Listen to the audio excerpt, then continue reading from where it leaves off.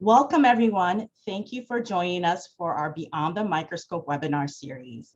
It's good to see folks joining us from all over the world and country. We're so delighted that you're joining us here today.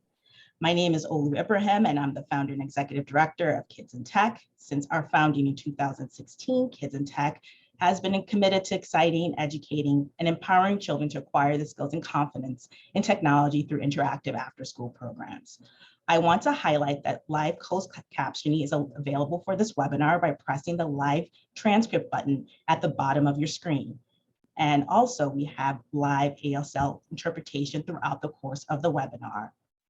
Our webinar series is dedicated to topics about education, science, technology, innovation, business through the voices of folks directly involved in those fields. The goal of the series is to spark conversation and discuss how we can all work together to ensure our nation's children reach their full potential. The title of today's webinar is Why STEM Education Matters and How Does it Set Children Up for Success? We will uncover the need for STEM education programs in school districts and other informal education environments, the benefits that they provide, as well as discuss different types of learning styles that invoke questions, curiosity, and analysis to help open the right doors for all of our nation's children. Today's program consists of a 30 to 40-minute panel, followed by a 20-minute Q&A. We encourage you during the conversation to put your questions in the Q&A chat box. You can find the Q&A chat box at the bottom of your screen. We will get to as many questions as possible during this portion of the program. Now, I would like to introduce you to our moderator, Diane Brancazio. Diane is an instructor at the MIT Edgerton Center and the founder and leader of the K-12 Maker Initiative.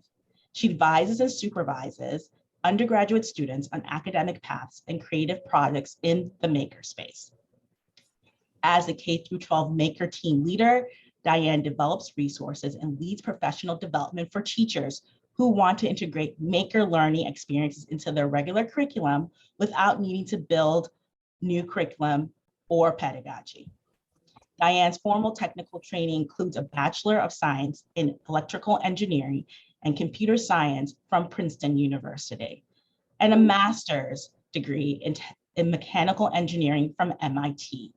Working as a project design consultant at several engineering companies, she's developed skills in creative problem solving, project management, and fabrication. Diane went into education as a career after several years of creating STEM curricula and serving as an instructor for summer programs at the Edgerton Center. Welcome, Diane, and please take it away. Thank you, Olu, for that introduction. It's my pleasure to be invited, and I'm looking forward to introducing today's panel. We have Evelyn Gomez from the Lemelson MIT program. Evelyn Gomez is an education administrator of K-12 programs at the Lemelson MIT program. She oversees various local invention conventions, including the Massachusetts Invention Convention, and leads Lemelson MIT's local outreach efforts. A big believer in education equity, Evelyn's efforts prioritize working with young women, Black and Indigenous populations, Latinx, and other people of color throughout the state. Evelyn seeks to remedy historic inequities among those who develop inventions, teaching them how to protect their intellectual property and commercialize their creation. Evelyn's diverse background includes engineering, education, and activism. This has provided her with an excellent foundation from which she leads outreach efforts that expand invention education opportunities for young people of color. Before joining Lemelson MIT in 2019, Evelyn worked for a broad range of education organizations, including her local school committee, nonprofits, public schools, and community colleges. As a trained STEM educator, Evelyn taught learners of all ages how to use math and science to invent. Evelyn has formal training in both education and engineering. She holds a Bachelor of Science in Aerospace Engineering from MIT, a Master of Science in Aerospace Engineering from UCLA, and a Master of Education in Teaching and Curriculum from Harvard University. Thank you for joining us today, Evelyn. We look forward to hearing your perspectives. Thank you so much, Diane. Our next speaker is Solomon Montano from City Sprouts. Solomon comes to us from City Sprouts, a wonderful organization that helps schools create gardens and provide opportunities for children to grow food, as well as explore the natural world as part of their school journey. They've partnered closely with public elementary schools in Cambridge and Boston for over 20 years and are committed to greater equity in science education and children's access to nature, no matter where they live. Solomon oversees City Sprouts garden educator staff in the programming they provide to Cambridge and Boston's public school partners. Solomon is a certified DOS and APT quality observer and a master urban gardener. He began his tenure at City Sprouts as a garden educator and served as the middle school program manager prior to his role as program director. Solomon holds a Bachelor's of Science in Biology and a Classics minor from Union College. Before coming to City Sprouts, Solomon worked as a youth worker with preteen and middle school age youth at Cambridge youth programs. He honed his garden skills on the field crew for Waltham Fields Community Farm. Solomon enjoys the wonder and amazement of youth when they are in the garden and believes that garden-based education gives all children the chance to learn and enjoy the natural world around them. When not at City Sprouts, Solomon likes to cook, hang out with friends, and tend to his sourdough starter. We're thrilled to have a representative from the fabulous City Sprouts program. Welcome, Solomon. Thank you for having me. Our third panelist is Louvere Walker-Hannon. Louvere Walker-Hannon has worked in an engineering role at MathWorks for over 20 years. She's currently a senior team lead in the application engineering group, providing technical guidance and strategic direction on the implementation of AI and data science workflows, and manages a team of application engineers. She holds a bachelor's degree in biomedical engineering and a master's degree in geographic information technology. Louvere has a long history of serving as a STEM advocate, mentor, and volunteer extraordinaire, focusing on underrepresented groups in technology. She is affiliated with the Boston chapters of many national STEM advocacy groups. Louvere volunteers with Black Girls Code and is the curriculum lead for the Boston chapter. She is the current pre-collegiate initiative chair for the National Society of Black Engineers in Boston, the co-lead of the Society of Women Engineers African American Affinity Group, and the professional development lead of the Latinos Affinity Group. Louvere, we are delighted that you can bring an industry perspective to this conversation. Welcome. Thank you. I'm happy to be here. And last but not least, we have Dr. Christopher Wright from Drexel University. So Dr. Christopher Wright is an assistant professor of STEM education in the Department of Teaching, Learning, and Curriculum in Drexel University's School of Education. And he is co-director of the Informal Learning, Linking, Engineering, Science, and Technology Lab, that's ILLEST, at Drexel's Excite Center.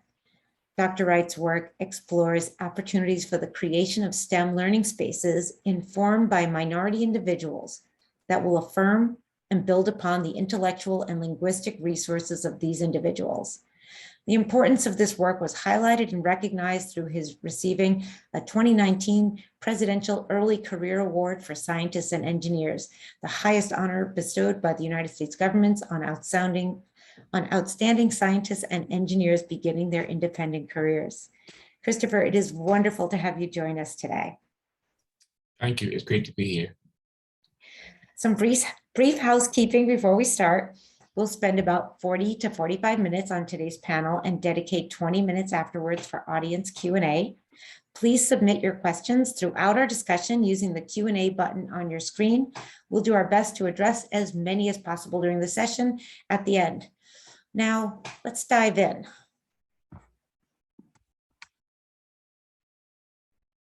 And I'm going to go to, sorry, I'm switching screens here. Okay. I want to ask let me give a little context. Our webinar today is why STEAM education matters and how does it set children up for success? The overarching foundation of a STEAM or STEM educational program is to provide a richer educational experience for the youth. STEAM and STEM programs not only help children explore the skills and knowledge needed to be successful in the workforce, but they also empower them to learn problem solving and critical thinking skills that will propel them as true innovators and leaders for our next generation.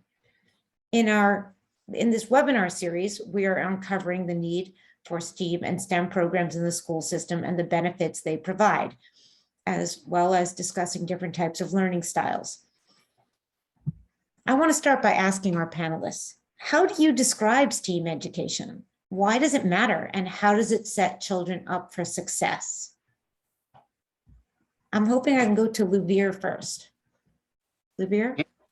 Thank you very much. So I describe STEAM education as follows. It's a method of teaching that combines tools, techniques, and resources that are going to assist teaching students not only about STEAM/STEM, but also being able to do hands-on projects while nurturing the development of analytical thinking skills, communication, and problem-solving skills in a collaborative environment.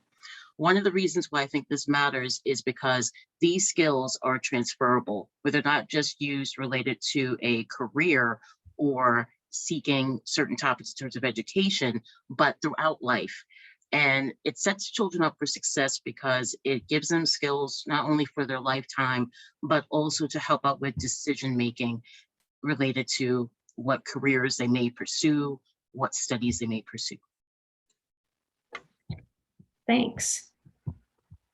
Evelyn, can I ask you to chime in here? I think she got it right on the nose. It really is a multidisciplinary approach. Something that I love about STEAM education in general is that it promotes collaboration, right? Among educators, within the different disciplines, among students. And I really do think that the skills that the students learn are transferable, not only to careers and to life, but to solving the problems that we are going to need to solve in the future. We need to prepare our children, and this is one avenue for doing that. Thanks. I want to go to you, Christopher. Great, thank you. So just to continue to build upon the previous two panelists, for me, it's about the intentional integration of those disciplines itself, with the goal of cultivating members of society who might be considered STEM literate, right? And so STEM education to me, or STEAM education, means providing young people with meaningful experiences across these different but complementary disciplines in ways that are student-centered, evidence-based, and also grounded in socially just ways for engaging in instruction, right? In a world where it's becoming increasingly difficult to discern between what's fake and what's real, meaningful STEAM education support students' competencies and practices to be able to make informed decisions going forward in the future. And so finally, for me, I define success in STEAM education as creating opportunities for young people to joyfully engage in STEAM practices, whereas they can begin to make connections within and across the disciplines, while also imagining new ways in which they can participate in and also contribute to new ways going forward. So, yeah.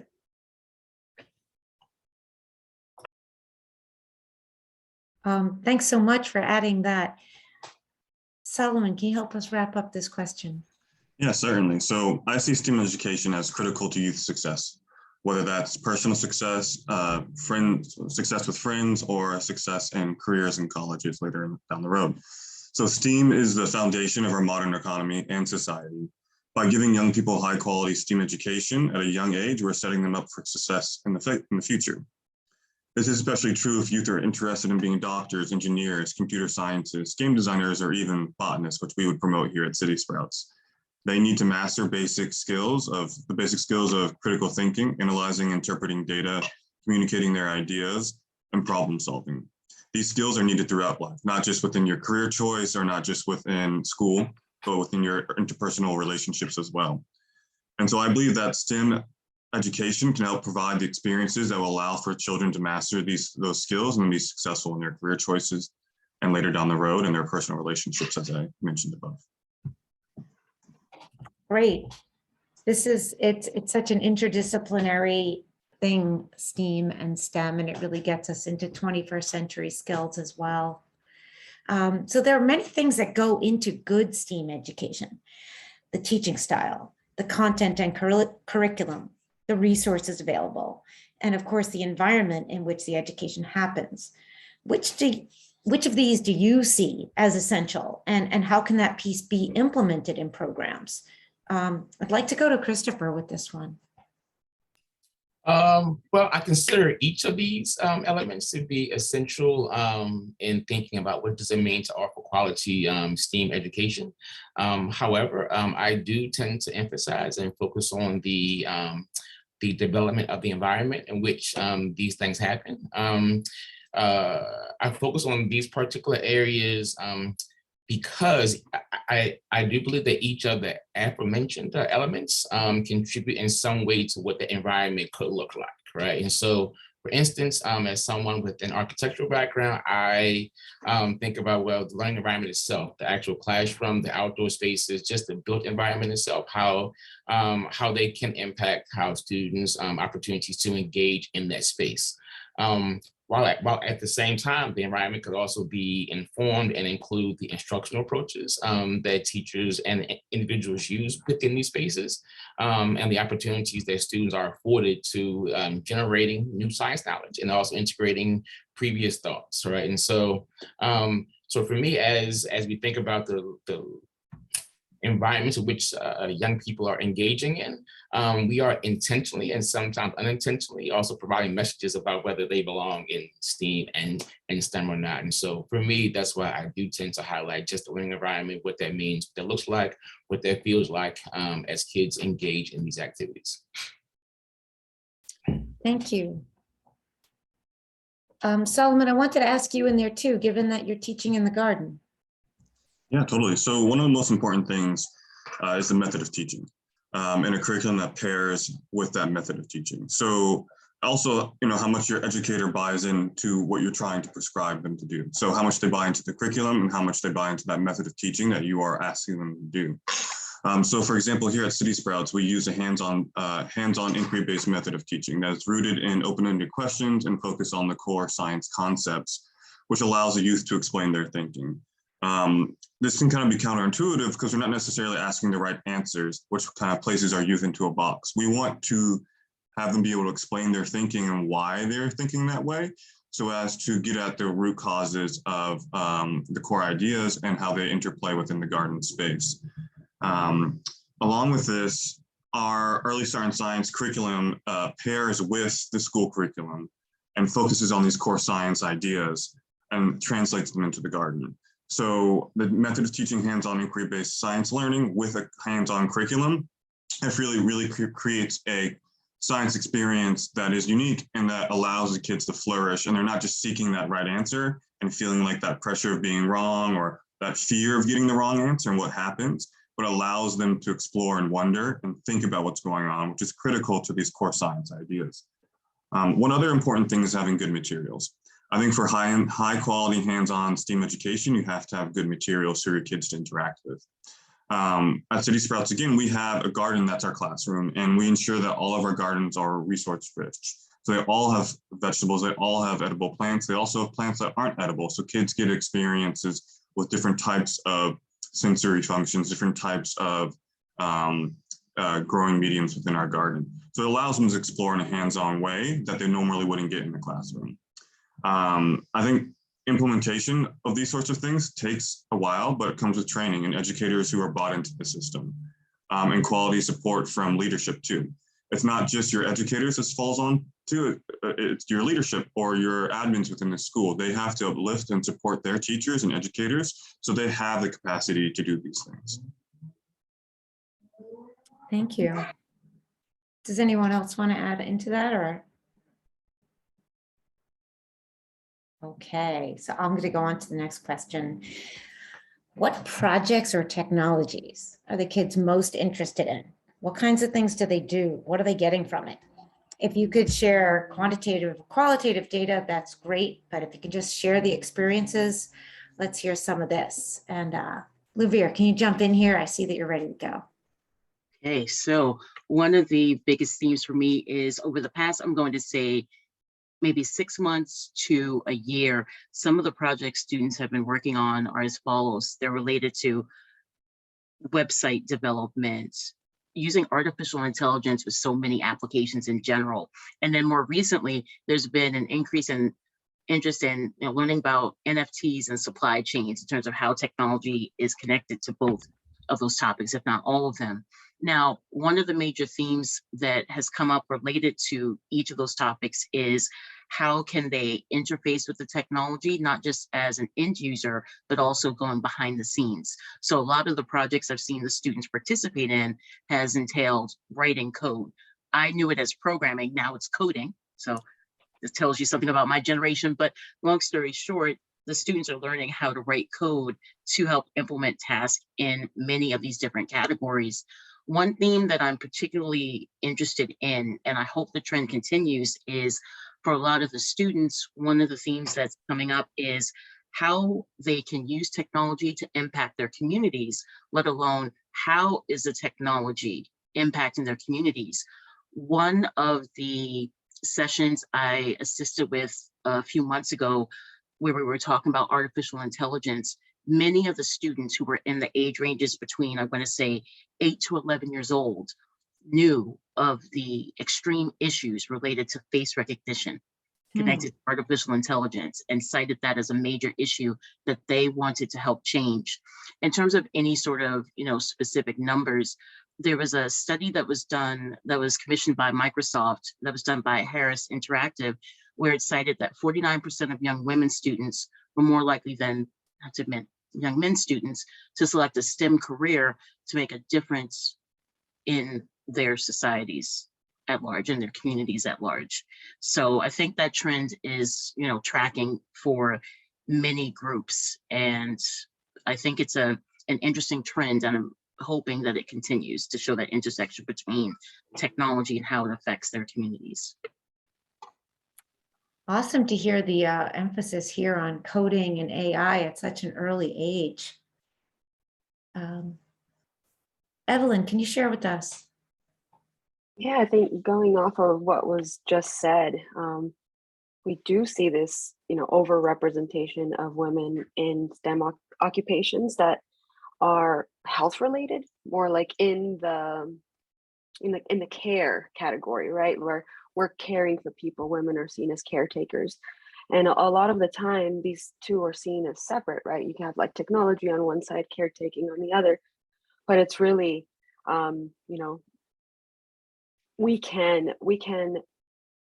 divert girls into a different, even if they have that caretaking, nurturing, base within them, they can still use all of those STEM technologies to help their communities. And I think this is really where we start to diversify who starts inventing and who starts creating these technologies, as when we start giving kids the opportunity to talk about what it is that they care about, what it is that they find is important, what problems they see in their community, and what solutions they want to see. It's only until we start actually listening to what the children have to say, what they what it is that they want to focus their efforts on, that we can really start to put them in the direction that will accelerate their growth. So what I'm hearing you say is that we don't have to tell the kids go into technology. They live in a technology rich world and they're seeing the effects of it. So if you ask the kids, what are you interested in? They're going to say, I'm interested in technology issues. Or even if it's not interested in technology issues or interested in bigger issues like climate change, we need technology to solve them all. Thanks so much for bringing that up in here. Christopher, can you add into this how you're seeing it? So I don't know if we, in the work that we do here, focus on a particular technology of sorts, but kind of building upon what Evelyn just said as far as trying to accelerate and listen to what kids are coming to us with. Once we can identify, well, what are particular interests and or likings that they might have, how can we then illustrate and then pull out the STEAM that's involved in the actual work as a way to wrap them into, identifying with the different areas. And so to provide just one quick example of something that we have like recently done is that we would often, as students would enter our spaces, we would often engage in conversations around sneakers, for example, like, acknowledging those kinds of things. And so what we've done is that we've now created a smart sneaker lab, whereas we're now taking sneakers apart, whereas instead of thinking about, well, do we need to dissect frogs and pigs? Well, let's dissect sneakers to see how they're put together. What's the science, the engineering, the design behind those? And then how do we then use those then to talk about biology as far as, well, how do they then support your shins, your ankles? How do they support you in doing different things in those areas? And so for us, again, as I said, it's not a particular technology, but it's an approach to identifying how can we welcome students into, well, the STEAM and STEM stuff is around us every single solitary day. And so let's begin to recognize how we're already involved in these practices and then just trying to accentuate them within some of the projects that we're doing with them. So I think that's the approach that we've taken here. Awesome to hear this. It seems different than just saying, oh, I'll go teach you how to code just for the sake of learning it. Now it's like, this is a tool you want to learn. This is a technology you want to learn because you want to make a difference in this technology-rich world or products or anything. Can you help us wrap that question up, Solomon? Yeah, totally. So I just want to kind of start off that a lot of our youth have had negative experiences with science. And so part of City Sprouts' job is to create that joy that Christopher was talking about, that joy that our panelists have talked about, and infuse that within our science curriculum. So we serve around 90 youth in our summer program and around 20 in our school year clubs. And by far, the majority of them are most interested in the gardening aspect of the program. So whether that's, being hands-on in the dirt, having a peaceful moment to themselves where they're doing a task and they're kind of just letting their mind wander, it's that therapeutic aspect that I think a lot of our kids need post-pandemic, or not even post-pandemic, but during this pandemic, that they're not getting. And so I think the garden provides that for them. But on the face of it, it doesn't really sound like science, but there's a lot of science going on, a lot of science involved in gardening.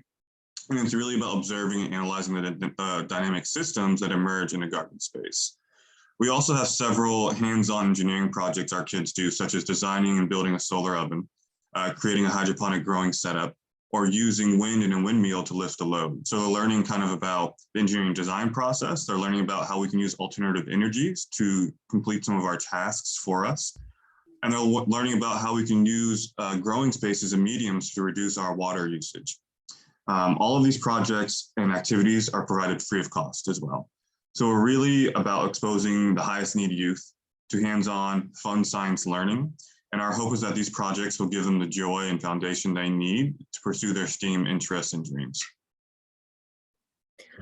Thanks. Solomon, I don't know if I mentioned to you, but my kids were all early City Sprouts people because it started at my kids' elementary school in Cambridge. So I've seen firsthand the benefit of that program and seen my kids eating different things and growing things interested because of that. That's great to hear. Thanks. Question about policy. So how can public policy, both out of school and in school policies, play out to ensure that more children are set up for success? In other words, what kind of policy should be enacted to help attract STEAM teachers, STEAM professionals, teachers, and STEAM education? Luvir, do you want to start this one? So in terms of policy related to attracting potential STEAM educators, STEAM/STEM educators, there were two topics that came to mind for me.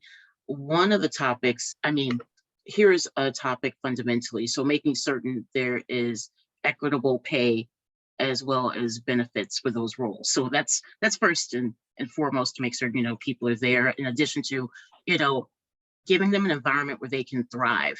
So one of the biggest themes that stood out for me is providing professional development opportunities for the teachers. One of the themes I've noticed related to the organizations that I volunteer with, I've heard many educators point out that they haven't had time to learn about the new technology, let alone how to incorporate the technology into their classrooms. So that's one item.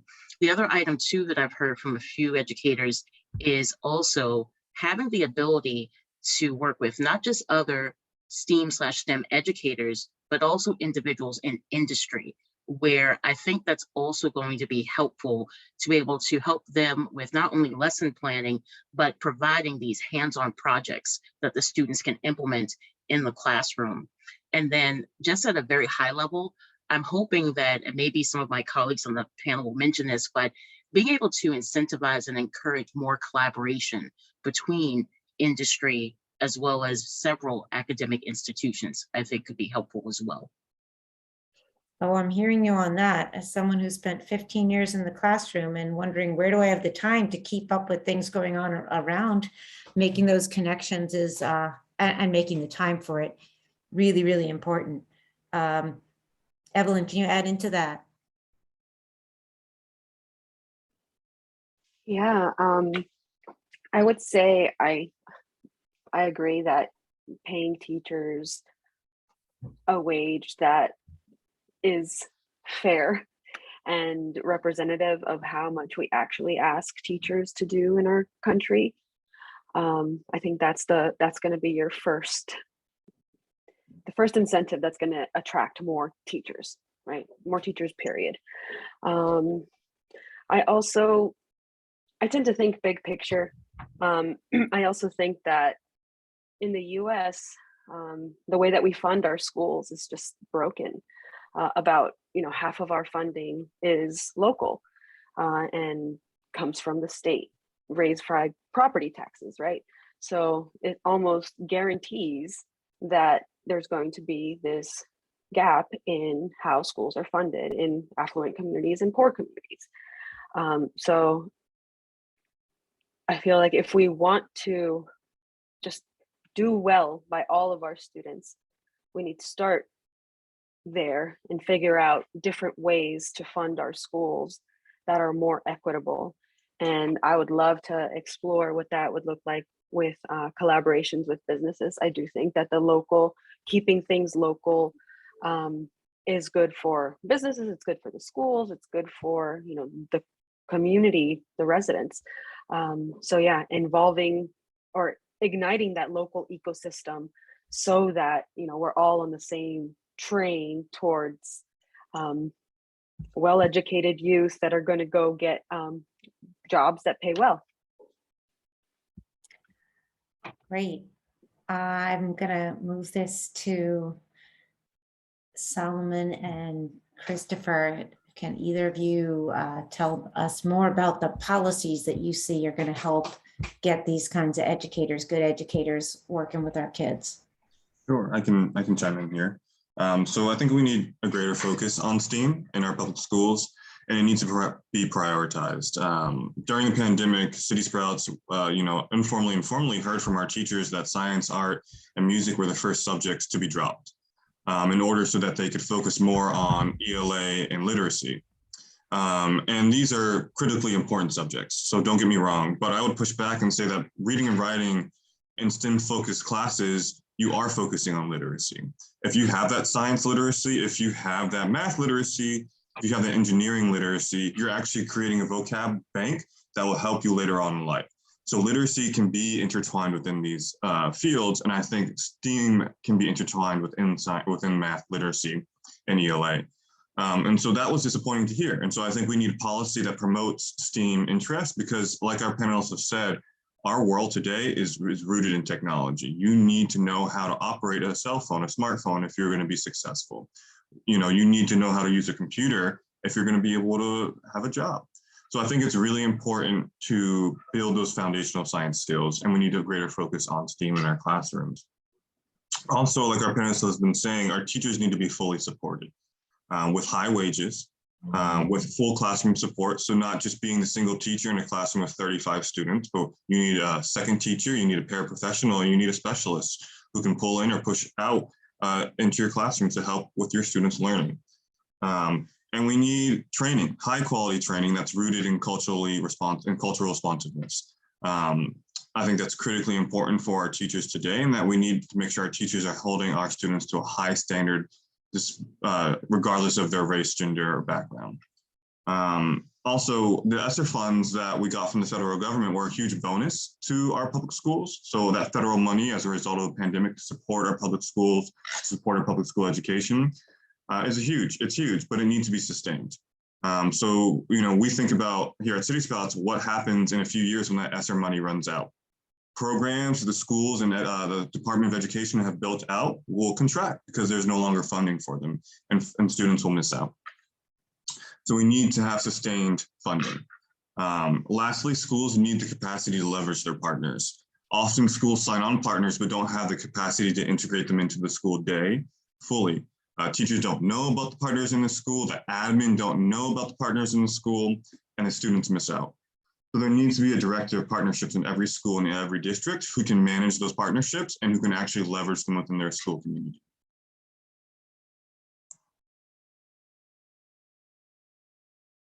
I said, it sounds like making a very serious investment in kids. That's what we should be doing. Christopher, anything, last words on this public policy or policy statement here? Question. Actually, I don't. Solomon stood it all fantastic just now for me. So I think that covers it pretty well. Great. I'm going to ask you to start the next question. Okay. So this one's a little personal, guys. I'm guessing that when you went into teaching or advocating for STEAM and STEM education, you had a picture in your mind of what it would look like and what the outcomes would be. So take a moment to recall that, because many of us have ideas about what STEAM education should or does look like. What have you learned from your experiences in promoting or advocating or teaching STEAM and STEM education? And especially, what did you not expect to find that you did find?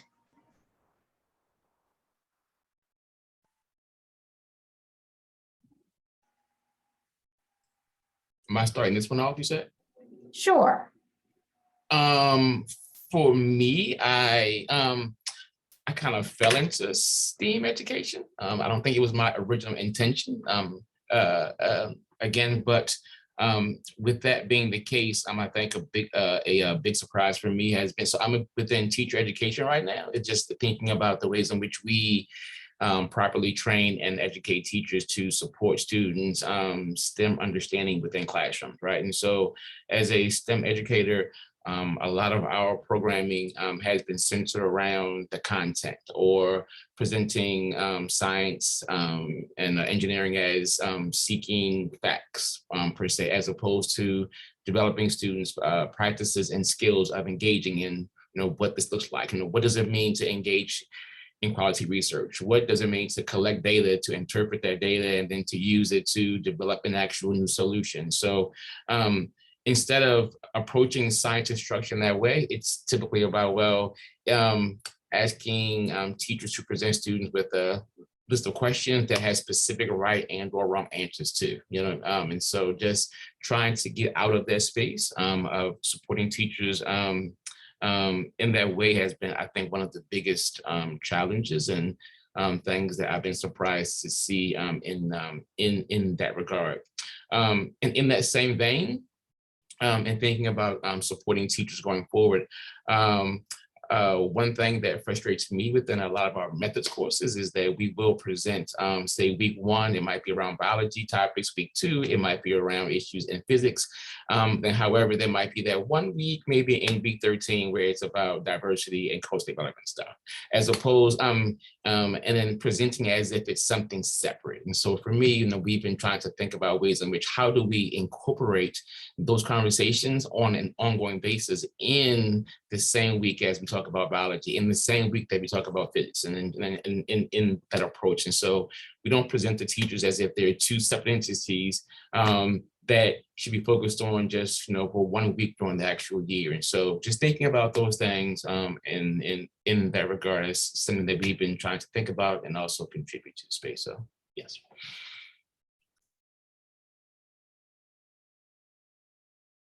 Thank you for sharing that. Any order here, guys, who can come in and say something about what you thought about STEAM and STEM education, what it turned out to be, maybe what surprised you. For me, I went into STEAM education after working towards my engineering degrees. And I kind of wanted to marry both. I wanted to marry my love for the engineering design process and building, and my love for being around kids. And I kind of thought it was going to be like, here's my knowledge, you can have it. And of course, that's not how it works. Ended up being, I think the biggest lesson I learned was just, I'm more of a facilitator, right? Like I facilitate conversations, I facilitate kids doing research. And I think it's very empowering when the educator can just, step back and say, no, I don't know the answer to that. We can figure it out together, because that's where the real learning happens, right? Awesome. Awesome. Lubir, I see you nodding for this, that you've had some similar experience. Absolutely. I mean, one of the biggest themes for me is, in my role, whenever I would step into meetings, whenever I would visit customers, there's a lot of customer facing for my role, I would typically be the only Black person, let alone the only Black woman. And one of my themes over the years was, how can I get more people that look like me into these same rooms? Because we're missing. Why are we missing? So I thought, okay, there's definitely a pathway towards advocacy related to STEM/STEAM education. And one of the major themes I seem to pick up on very early was, okay, let's start early. So I said, let me volunteer with a lot of different organizations. And if I'm not volunteering with your organization now, I will in the future. This is for my fellow panelists. But in terms of one of the major themes that I learned is it can get very difficult very quickly to do outreach and make certain that you see a positive impact. It's going to take some time. So it's not going to be an immediate change. So it takes time. One item that I did not expect to find is over the years, one of my themes I've noticed is I thought that many, I'm going to say, guardians and parents would be supportive of their students pursuing STEM/STEAM related studies and roles. And I found that has not been the case. And having that disconnect can be difficult to overcome in terms of considering studying a STEM/STEAM topic or pursuing that career. I didn't expect that. And that's helped me reconsider how I approach things. I want to ask you a question on that. You're saying the parents didn't say that again. Yes, so some guardians/parents were not supportive of their children trying to pursue STEM/STEAM studies and or careers. And I sometimes have the opportunity to ask why. And I think that for some of those situations, there's a psychological component where those students, those children could be the first in the family to pursue that. And that is frightening on many levels. Like, I can't be there to help my child. My child has to maybe pursue this on their own and find resources on their own. I can't be there to maybe be as supportive as possible. That's what I've seen in at least a few instances. Otherwise, I'm still trying to find out why. So that's what I've seen and witnessed in a few instances. I hope that helps out. Yeah, that reminds me of situations I've heard from teachers, because I teach maker project design, so putting STEAM into any classroom. But the teachers will say, if I don't know what they're going to end up with, I can't teach it, which is like the opposite of what Evelyn is saying about you can be a facilitator and explore and come to the answer with them, which is what really is going to empower your students. But there are plenty of teachers as well as parents who are saying, if I don't know anything about this, I don't want you going into it while you're in this, relationship with me, because I will be pushed out of the picture perhaps. So interesting. Solomon, can you share some of your experiences with us? Yeah, I think like Evelyn, I found gardening to be something I enjoyed as a hobby. And my work experience was youth work. And I wanted to marry those things together as well. And I feel like City Sprouts did such a good job of doing so. And very quickly, I came in there thinking bright-eyed, thinking that kids would always readily engage with science. And I think it's just not true. I think for a lot of our Black and Brown, our BIPOC youth, it's an identity problem. They do not see themselves as scientists, because usually scientists are white men in lab coats in a lab mixing and pouring different colored chemicals. Often when the technology they use is presented like the iPhone or the Google phones or the PlayStations, it's presented by a man who is typically white.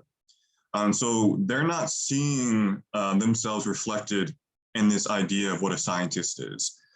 So very quickly, I discovered that, and that's something that I'm trying to kind of turn around in my youth and my students, is that science can happen anywhere and everywhere. You do not need to be wearing a white lab coat.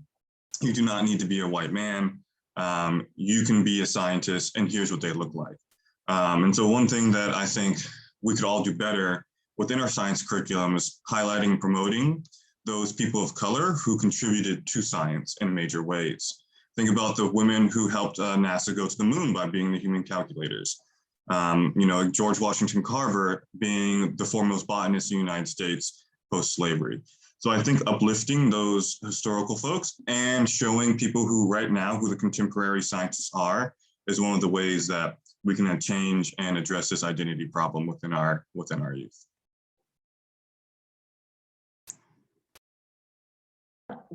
Did you, Solomon, when you were young, did you identify as a scientist? No, I don't think so. I like science, but I didn't see myself as a scientist. I had science happening all around me. And I think even going into college, after college, applying to lab jobs is what I thought science was. Trying to be that person who mixes chemicals. And I think part of my kind of revelation was that science is happening all around us. And all I have to do is walk outside my house, or even just like see what's going on inside your house. So no, I don't think I did, but my parents did a really good job of promoting science within our household.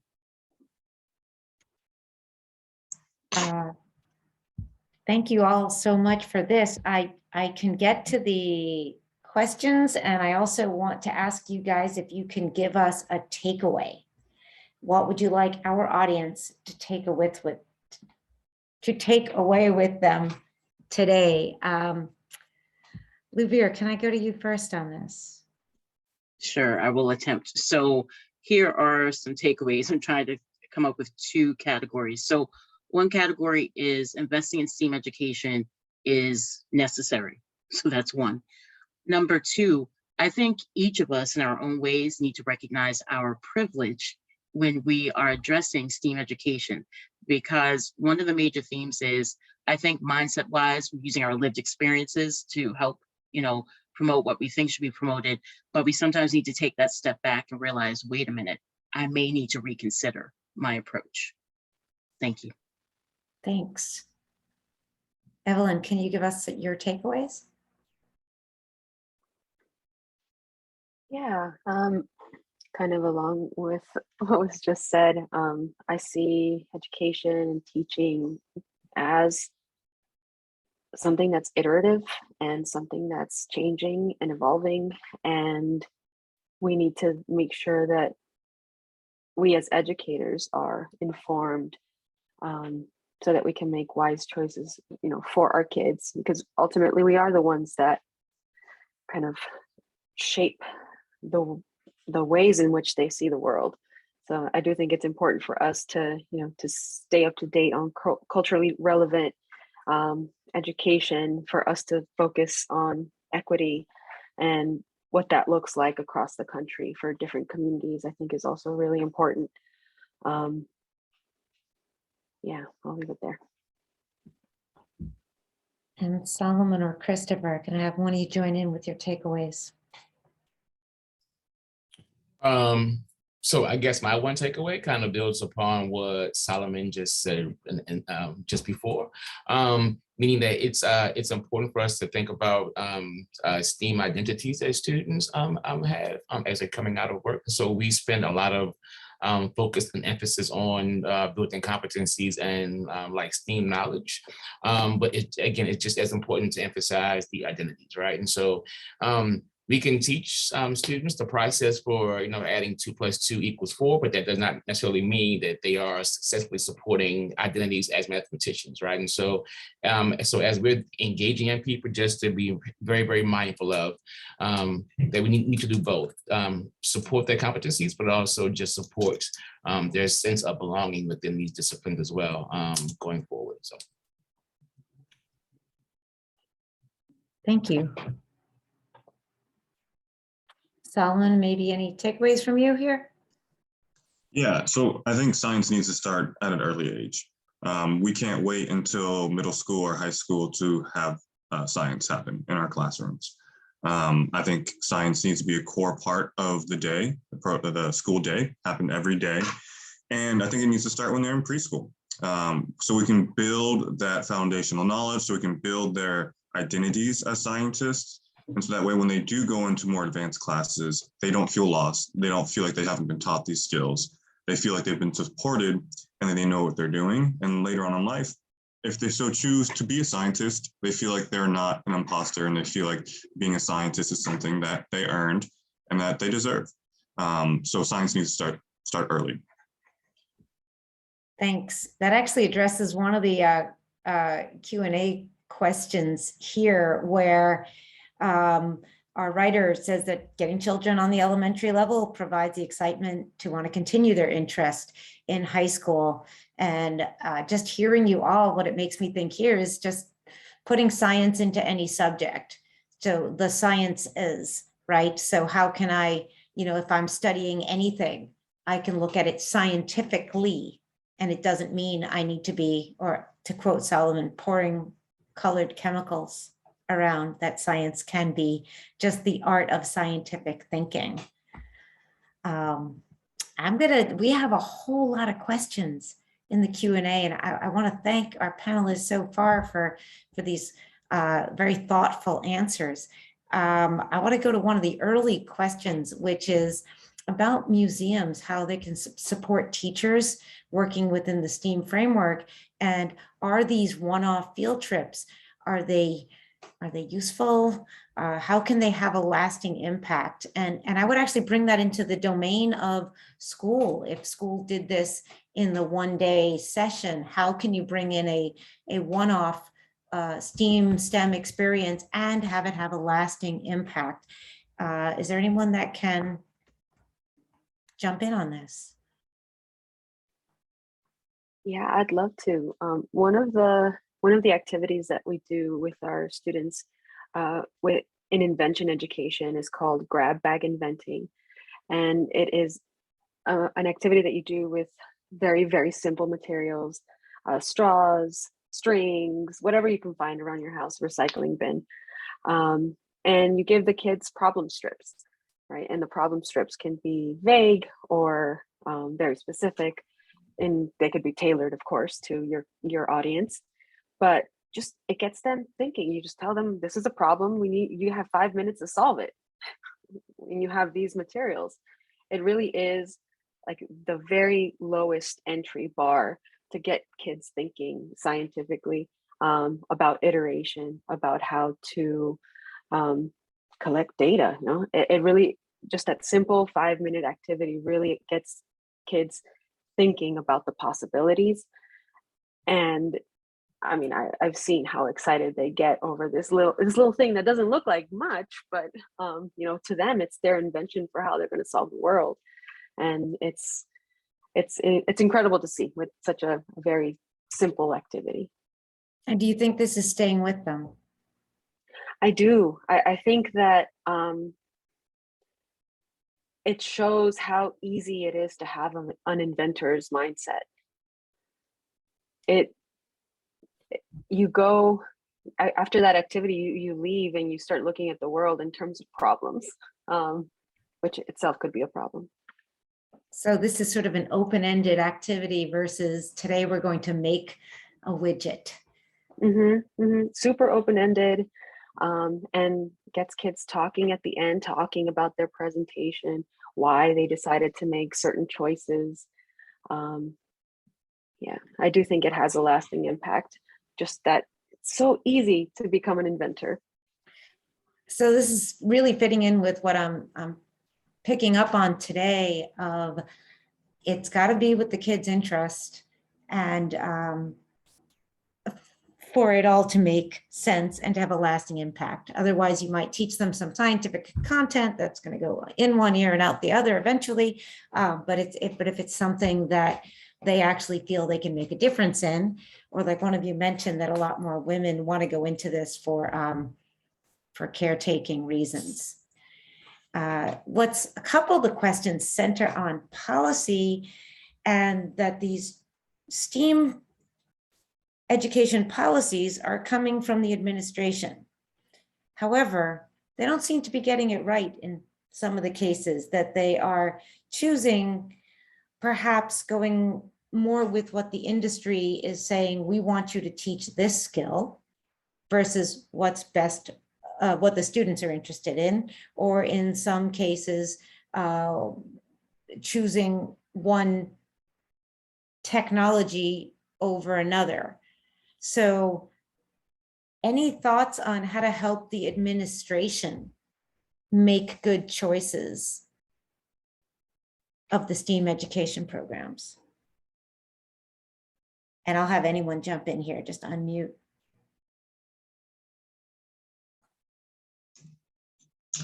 Yeah, I can try and tackle this. So I think going back to what I said previously about having directors of partnerships, the principal is organizing and doing so many different things within a school or within a school district, the admin are. And recently with COVID, they've turned into public health officials, essentially managing COVID outbreaks within their school. So that's another thing that's kind of been piled onto their back. So there needs to be someone within our district, within our schools, who can vet these science-based programs, these partners. And I think BPS is a good example of this. They're starting to roll out directors of partnerships within the schools, but not every school has one. And so sometimes it's still up to that vice principal or principal to take that on. I think also that's something important. The schools need to create a portfolio of valued and clearly vetted partners. So that way, when a school itself within that school district is looking to add on a partner, they know that these partners have been vetted. They know that these partners provide high quality education or play or supervision of their kids. And so that way it's no longer a question of where do I find a good program? They're all listed for you, so that work is done for you. I think a lot of these things can be implemented within our districts. It just takes time and funding to do so. I have a question here. Thank you, Solomon. Thank you. I'm busy reading ahead. Question about how useful is it to have adult volunteers or perhaps the high school students helping with the elementary school? And I personally don't feel this is an easy question, because I've been the adult volunteer and I've been the teacher. So what do you all think about how to bring in those older students or adult volunteers or community volunteers? Well, I know one item that stands out for me, and maybe I'm kind of a bit of an outlier, but one of the major themes that stands out for me is hopefully there's some sort of training that's in place to help facilitate those connections, because I've seen certain scenarios where that either works well, where you bring in those additional resources, or it doesn't work well. And one of the major trends I've noticed is there is either training that was involved or not.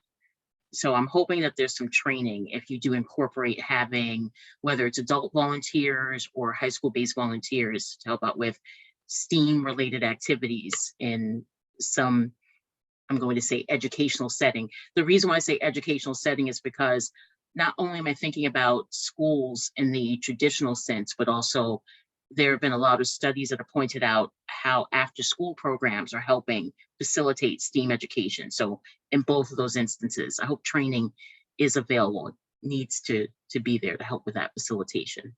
And what would that training, I don't know if you have specific references, but what are you hoping they're trained in? Yeah, great question. So first of all, I hope the students were, first of all, kind of asked, oh, what are you interested in? So that's one item. And then also take into account what the educators as well as what the administrators are hoping to get out of this particular plan. But then incorporating all of that feedback, then saying, okay, you know what, based on this initial phase, we would like these volunteers to help out with these specific tasks. So getting them exposed to like, what are the overall goals, what technology is going to be used, what not to do, you know, those types of elements should be in the training. To add to that, so the training is very, very important, and I would agree. And there are some models out there that I think that that have been successful at, you know, specifically with the older kids helping our younger kids. And so one specific one, which is up in the Boston area, is the Young People's Project, as far as students going through the actual program and then coming back to serve as mentors. And so those are individuals understand what the program is about, what's the goals of their learning outcomes here. And then that's a continual model, whereas, you know, students are being funneled through the actual program, but also coming back to help and serve. And so I do think that there are some places where people who are interested in understanding what that could look like, that they could go to these models to help further think about how they might implement something in their own space and context.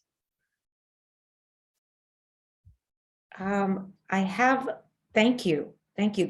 I have a great addition to this from the Q&A, which is from Ms. Beverly Schwartz, is saying that training the parents as well as the students, or having them come in to learn together. This makes me think of the STEM nights that I've participated in, but learning with your child is very, very rewarding. And if you can bring in something that involves everyone so that they can continue the conversation at home, perhaps that would also be the way to train the parents, to bring them in, to say, you see how we do this with the children, what can you now offer us from your field? I have a question/comment. So in theory, that makes sense. However, I wonder about situations where parents are working during those timeframes when those sessions are offered. Plus, you have other topics too, such as, you know, is this training being offered in a variety of languages? Are we able to provide information in a, you know, I'm going to say a culturally sensitive environment? Because one of the items that I've also noticed is you have these plans, but many of the volunteers may be from other backgrounds where there's a bit of a disconnect, possibly with communication. So I do agree with that idea. I just wonder about those other elements, and if any of the other panelists have any thoughts about that as well. Yeah, certainly. I think this is an equity issue. City Sprouts is kind of revamping its engagement with families. And one of the ways that we want to do that is provide opportunities for families to engage in science with City Sprouts and with their kids. So having these events where, you know, part of the event is, hey, build a spaghetti tower out of marshmallows and spaghetti, and it has to be a certain height. However, it is an equity issue because not all parents are able to go to that. Some parents work at night. Some parents have worked 24-hour shifts and they're sleeping, you know, from 5 to 7 when you have these events. So I think it's very hard to do this in an equitable way. And some parents, just like their children, don't see themselves as scientists or don't feel comfortable engaging with science. And so I think it's really important to provide training to the folks who are setting up these events so that they can ensure that they have the necessary resources and systems put in place that allow parents to engage with their kids with science in a way that's culturally responsive, in a way that's equitable, in a way that isn't putting pressure on families who already have a lot to bear on their shoulders. and it's difficult. We're still trying to figure it out, and we spent a year doing this, so it's not an easy answer. Solomon, did you ever do take-home things? Like grow Yeah. these, I mean, because you're planting stuff and then you could say, share your results later. Because even doing, say, an evening thing could be fraught. Doing something on Zoom could be a problem. There's so many things that not everyone has access to, but I wonder if a very asynchronous project could work. Totally. So when the pandemic kind of shut everything down, schools closed, and we were no longer in schools, one of the first things we did was begin to create videos and project, like a one-pager projects that parents and youth could do at home. Parents could watch the videos and engage with their students, engage with their kids afterwards, and kind of try to accomplish some of the things that we pose questions or fun activities to do at home. During our summer program in the first year of the pandemic, we also sent home STEM kits because the program was online. So we gave all of our kids the tools and resources necessary to fully participate. And I think that really benefited our students, our youth. And again, you know, some families were like, we can't grow this indoors, even though you gave us the soil, the pots, the seeds, you know, the gloves to use it. We just simply don't have that windowsill space, or I'm actually just don't want dirt in the home, and we have to respect that. And then we have to think of alternative ways to keep our kids engaged. So it is difficult, but I think the most important thing is meeting the families where they are and trying innovative solutions to try and overcome some of the obstacles that are inherent when doing this in a large group setting.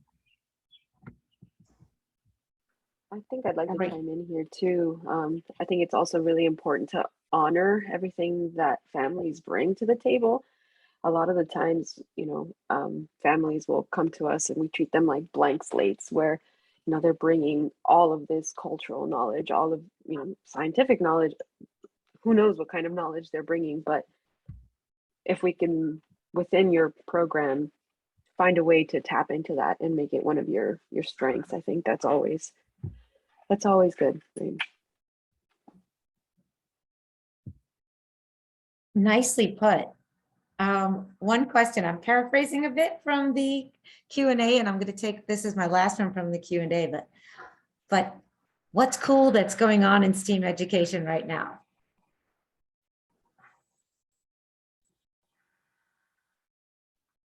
I am particularly excited about the CubeSat movement that's happening. That's really allowing students to access space and data collection from space. That's something that I'm super into right now.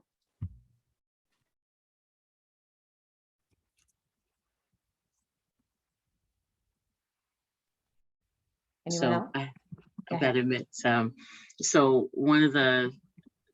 in terms of the art of STEAM these days, it's more so I'm going on the tech side, but a lot of interaction related to reinforcement learning and robotics is one topic that's been of interest for, you know, a few months now. It's growing more interesting. It's not the art part per se, but there is an art to reinforcement learning.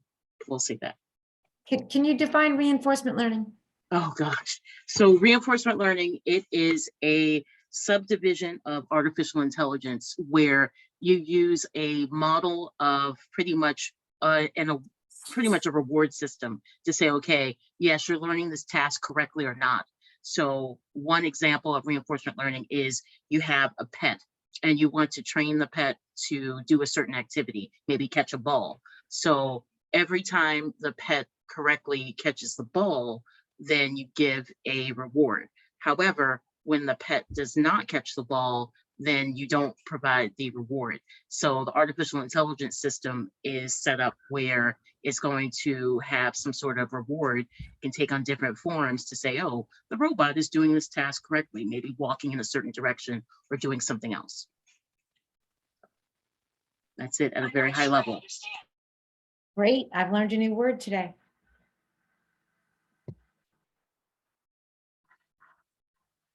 Anyone else telling us what's cool going on in STEAM? Yeah, I'll say it's we're getting close to summer, so our gardens are beginning to thrive, and that's just even more learning opportunities for our youth that participate with City Sprouts. And beyond that, I think what's cool is seeing our youth who do our programs leave and hearing from the parents that they now want to pursue a degree in environmental science, or they want to study biology, or that they're, concerned about climate change and they want to do something about it. So not necessarily like a piece of technology that's cool, but the effect that a high quality science program can have on our kids. That seems pretty cool to me.